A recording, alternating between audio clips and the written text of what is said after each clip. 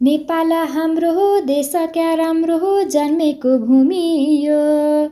यही माटोको रस पोषले जीवन हुर्कियो। पूर्व पश्चिम मेची र काली सिमाना कोरेको। दक्षिण तराई उत्तरतर्फ हिमाल टल्केको।